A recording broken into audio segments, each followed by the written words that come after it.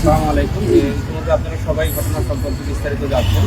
আমরা যখন ডাকসু নির্বাচনের ইশতেহার দিই, তখন আমাদের সব থেকে টার্নিং পয়েন্টটা ছিল বা ফোকাস পয়েন্টটা ছিল যে আমাদের বিশ্ববিদ্যালয়ের মধ্যে নিরাপত্তা ব্যাপারটা।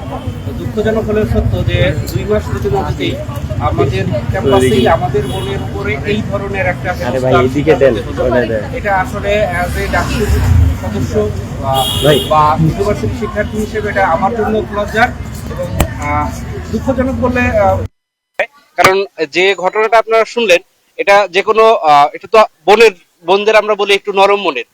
আমার মনে হয় যে কোনো শক্ত মনের কোনো ছেলের উপরেও এরকম হঠাৎ করে এইভাবে যদি কেউ কিছু বলে বা থুতু নিক্ষেপ করা, এটা তো আমার মনে হয় যে যে কোনো শক্ত মনের একজনের কাছে খুবই ট্রমাটাইজড একটা সিচুয়েশন তৈরি হবে। তো ওভারঅল এই ব্যাপারটার উপরে আমি যখন স্পটে গেলাম, তো সব থেকে অবাক করার ব্যাপার ওখানে লেখা একটা ব্যানার করা, বিশ্ববিদ্যালয় ওখানে ব্যানারটা বসাইছে যে অত্র এলাকাটি সিসি ক্যামেরার আওতাধীন, কিন্তু ওখানে কোনো সিসি ক্যামেরা নেই, মানে ওই রাস্তা দিয়ে আপনি হেঁটে গেলে কোনো সিসি ক্যামেরা নাই।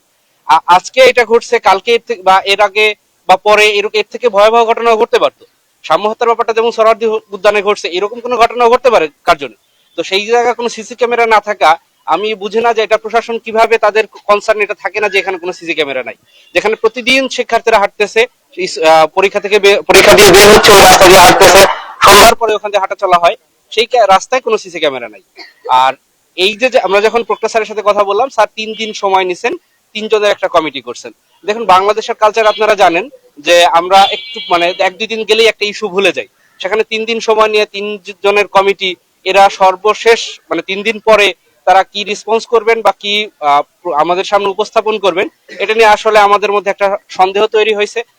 কারণ এটা আমাদের কালচার যে আমরা আসলে ভুলে যাই, এবং এই কমিটিগুলো শুধু আমরা দেখি যে কমিটি ফর্ম করা হয়, কিন্তু কমিটির আউটপুটটা কি আসে এটা আর আমরা সবাই পাই না।